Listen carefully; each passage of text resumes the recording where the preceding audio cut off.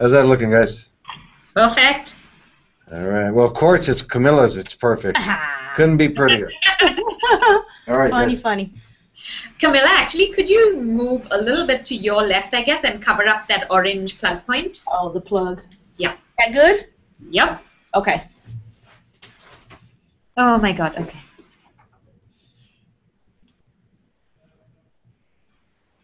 Okay. Hi, Camilla. Hello. Can you say your name and spell it for me and tell me where you work? Sure. Kamilah, Kamilah. Antoine, Antoine. I work for Military Child Education Coalition, and my site is located at Fort Sam Independent School District in San Antonio, Texas. Is that public schools, private schools? Fort Sam is a public school district, and it just happens to be on an installation, so it's a pretty unique situation. I believe there are only 7 public school districts in the country that are on installations, and San Antonio has 3 of them here. How many children do you have in the school system? There is roughly about 1,200 kids within the Fort Sam school district, so it's a pretty small school district in comparison to some of the larger public school districts in the San Antonio area. Is this the first time you've video chatted? No. Tell me what you use video chatting for. Well, professionally, I don't think I've ever video chatted, but in a personal experience, when my husband was stationed at Guantanamo Bay, Cuba, we used Skype a lot. He was there for a year, so that was my first experience with video chatting, and we learned it pretty quickly. Do a lot of the kids you know use it? Like, talk a little bit about the use of technology with these kids. For the most part, what I've heard a lot of them use FaceTime with their parents. I facilitate some deployment groups, support groups at the elementary school, and a lot of the kids tell me about FaceTime, which I think is from the iPhone. I'm not that familiar with it, but a lot of them use it for that, and a lot of them mention Skype as well. So during those deployments, they use that, and then many of them are on social media, so when one person moves, they're able to get on Facebook or Instagram or whatever they're using at the time to kind of catch up with their friends. I had a young lady reach out to me before she moved at the beginning of this school year last summer, and she was a senior. She is a senior, and she wanted to kind of connect with kids via Facebook. So I was able to get the names of a few kids that were interested in kind of hooking up with her before she got here, and then they linked up using social media. So that's another way technology I think is helpful for these kids when they're moving. You see a lot of families moving in and out, right? Tell me, what are some of the best parts, like what they say are the best parts that you hear, and what are some of the challenges? I think some of the best parts that I hear from a lot of kids is, and I think it's even some of the things we've heard in the interviews with the kids today, is just the experience of something new, coming to a new place, getting to explore new culture, new foods, being able to reinvent themselves. If they, didn't like the school they were at before, or if they had maybe not so good experiences, they can basically start fresh. So a lot of the kids like that. A lot of the challenges I've heard, again, making friends, whether or not the curriculum or the classes are going to be difficult, whether they're going to like their teachers, but making friends, the social part is huge for kids, and that is typically what kids worry about the most when they're going to move. How will they make friends? How fast will they make friends? If they're going to like it.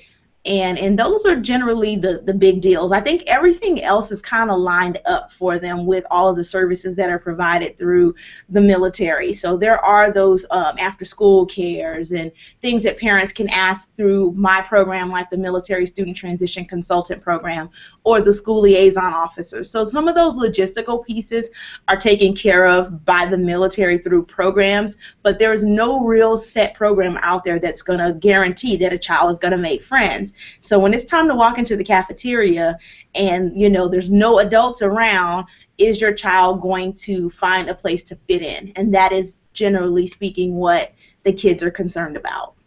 Do you all do student to student at your school? We do have student to student at Cole Middle and High School, which makes it very nice because in the summer they both run new kids camps. So anybody that's PCS'd over the summer can get very affiliated with the school pretty quickly through the new kids camp. And then both of our S2S and JS2S programs have different events throughout the school year periodically.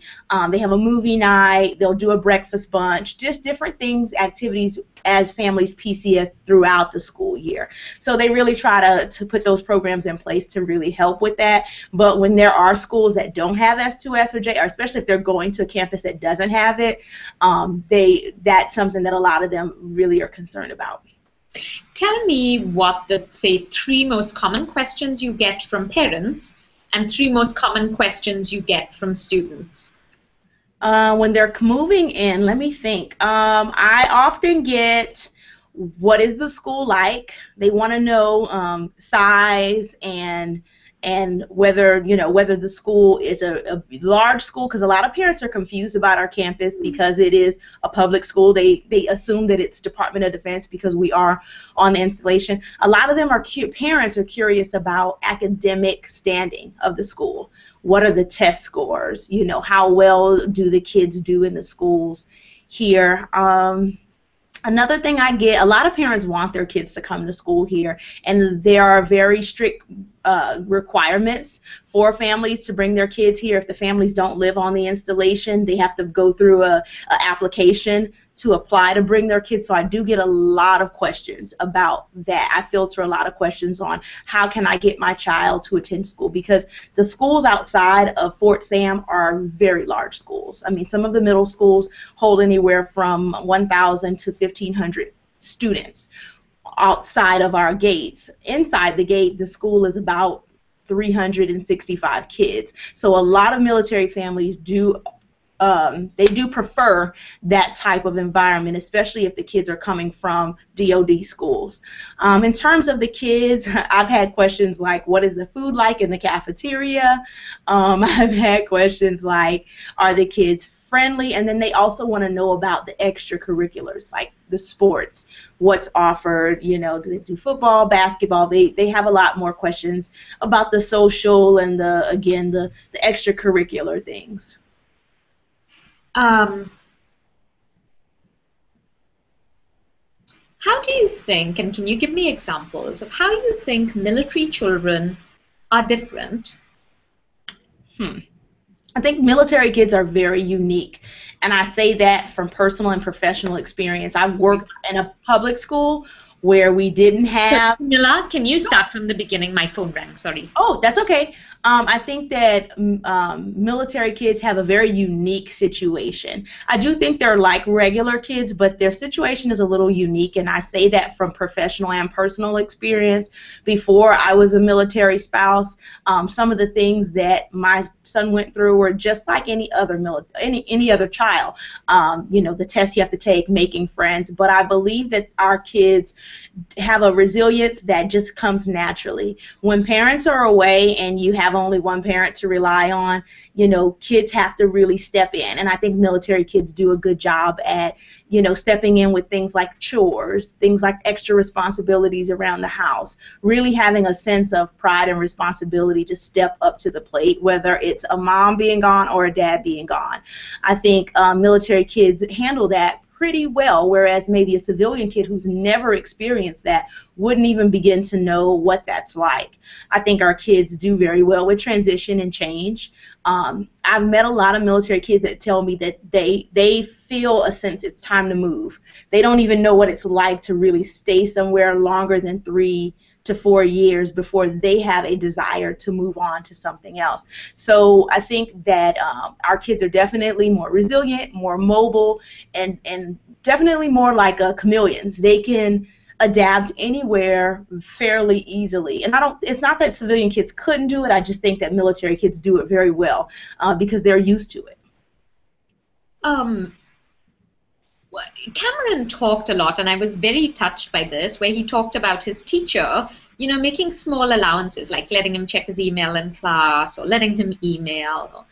what do you think teachers, and this is not just in your school district, but just teachers in general, maybe who are civilians who don't interact with these kids, like what would help these children in the classroom? Like, do they realize they have such a strong or such an important role in these kids' lives, and they may not even know one of their students is a military child? Yeah, I think a lot of teachers don't always recognize how important their relationship with the kids and the families are.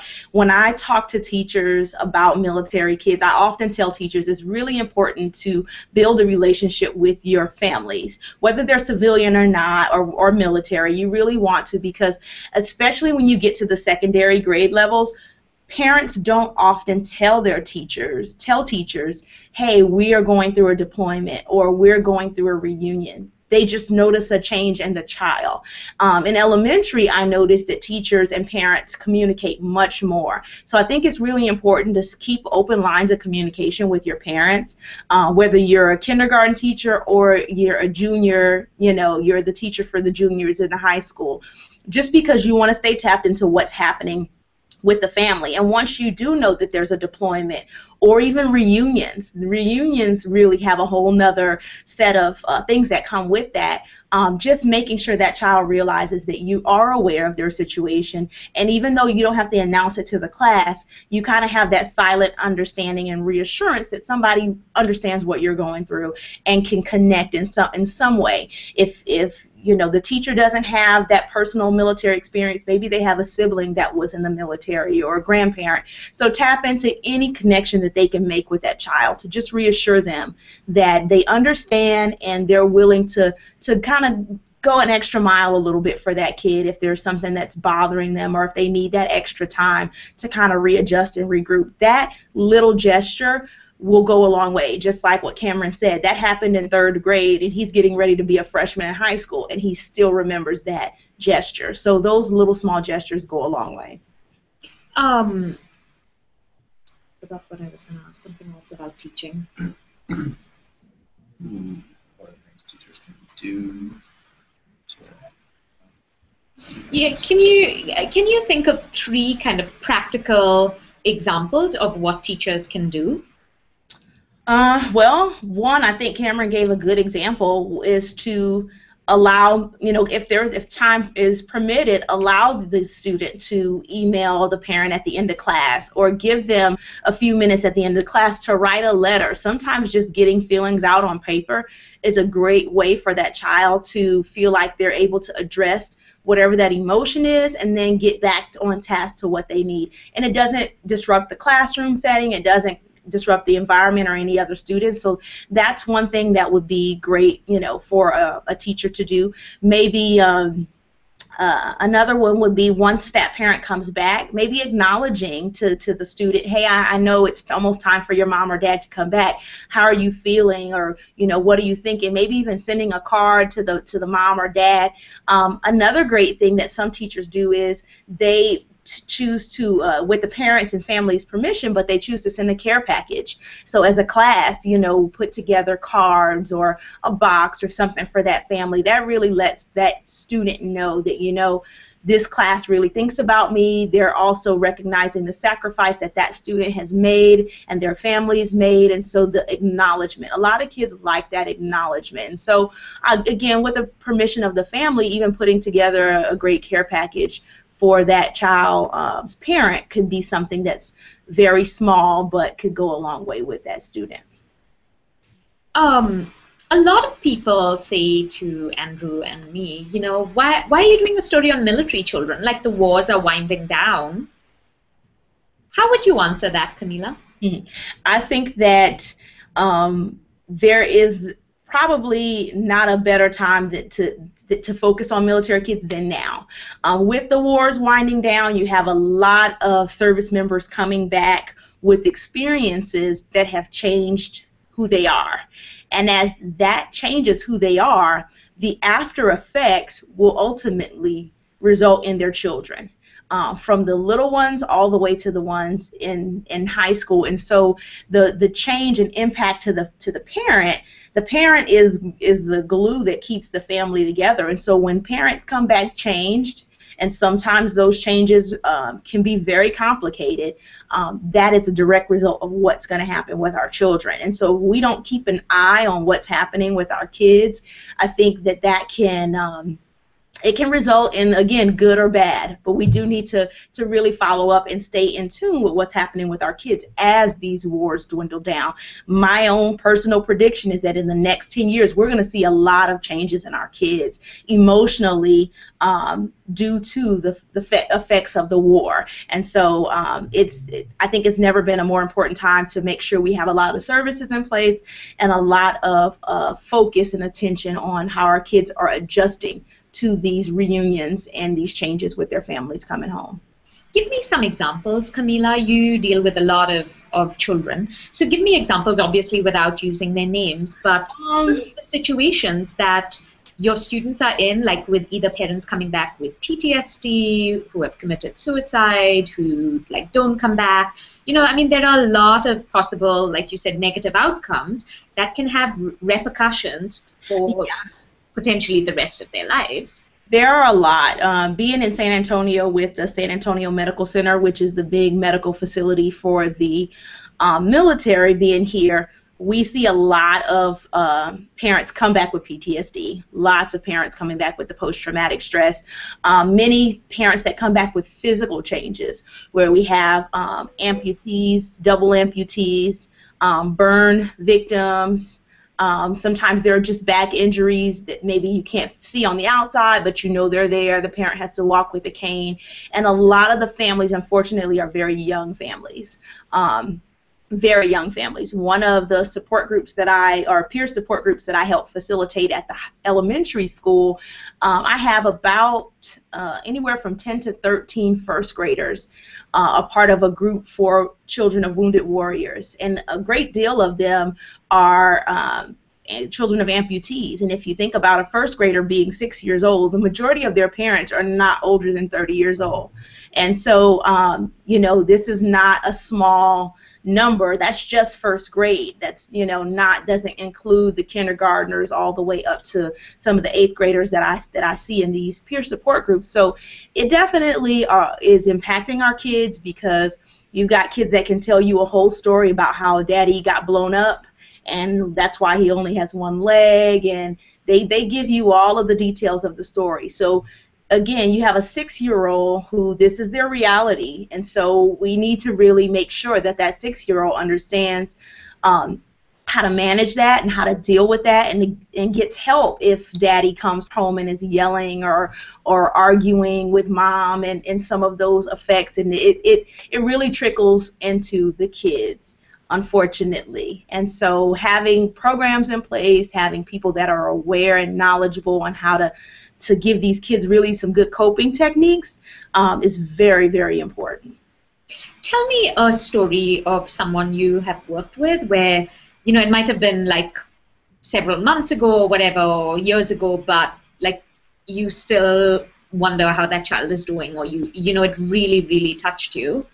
I met two students at the start of last summer who were here because their older brother was injured in Afghanistan, and their mother was here as a caretaker for them. And so as we enrolled them in school and helped them out, these two girls were so positive and optimistic and so sweet. They were so excited about the start of the school year, and just the simple things like, oh, can we see the library, and what is the cafeteria like? And I don't think they really understood the severity of their brother's situation, because they were not able to go in and see him. He was in a secure burn unit. I think you had to be a certain age to get in to see him.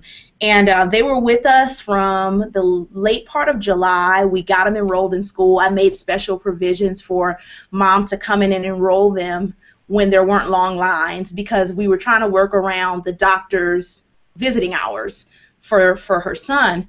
And long story short, we got them set up. They were the two sweetest little girls, but by September, their brother had passed away. from complications to his wounds. And I was able to attend one of the memorial services that they held at the hospital, and those 2 girls flew back home with their mom. And to this day, as a matter of fact, the other day I was just thinking about them, wondering how they have moved on and how they've adjusted. And it wasn't their parent in this case, it was a sibling, but it was still just as hard. That young man that passed was, again, under the age of 25, and I'm not sure how long he had been in the military, but not long at all. Where, you know, I was there attending his memorial within the first 6 months of me doing this job. So we get situations like that, and they're not always the same. Everybody's situation is a little bit different, but this is the facility. This installation is the installation that sees a lot of those types of situations. So that was pretty touching. Andrew, do you have anything? No, I don't think so. I need to think about. Is there anything else, Kamilah, you think like civilians need to know or need to understand about military children that I have just not asked you about because I don't know? Or is there a story you want to share or anything you can think of? I can't think of a story in the moment, but I can't stress enough to civilian educators that I talk to and just people in general. A lot of times people assume, well, you know, military gets a lot of perks. They have discounts for this and they get, you know, perks for colleges. And don't get me wrong, there are a lot of benefits to being military. Again, I'm, you know, a spouse of a retired Navy sailor, but at the same time, it comes with a whole lot of sacrifice. And I think, you know, it's just important for civilians to recognize that not only do the service members make the sacrifice, but family members make the sacrifice as well, especially the kids. You know, there's nothing harder to deal with than for your parent not being there for humongous milestones in your life, you know, for awards, for graduations, for very significant and meaningful things where you would just always assume that mom and dad are there, but when you are a child in a military family, there's no guarantee that mom or dad is going to be there for those events. So when you have to Skype in graduations and you know, get on Skype at the end of the night to show awards that you received for National Honor Society, things like that, it gets difficult. And after a while, those things become pretty challenging. And I think, again, our kids are resilient and they find ways to cope with it, but it doesn't take away from the fact that the sacrifice still exists. And so it's really important for us to recognize our military kids and, again, to keep a very watchful eye on their emotional well-being during the times of war and after the war. Thank you so much. No problem. So thoughtful and interesting. I know Andrew and I really appreciate it. Thank you. I'm glad that you guys had an opportunity to talk to a couple of our kids. I could have had a whole line of kids out the door waiting to talk to y'all just because we are such a unique campus and a lot of the kids here are military and have a variety of experiences behind them. So we're just glad to be a part of it, and thank you for considering us. Great. No, this is really great. Yeah, you did so much help setting all this up. It was especially with the last-minute change yesterday. I was like, my heart stopped when I saw your first email, and then soon after there was another email kind of saying. Yeah, yeah. When we say we're going to do something around here, we get it done. So I'm glad that we were able to just go to Plan B and make it happen. Thank you so much. And no thank you for spending the time with us as well. Thank you so much, Roland. Oh, he's out of the room. He's already working on something else, but I'll let him know. Thank you from us. And you guys just email us anything that y'all need to have. We'd love to see. We'll tell you when it is and all of that. Yep. Okay, thank you guys. Thank you so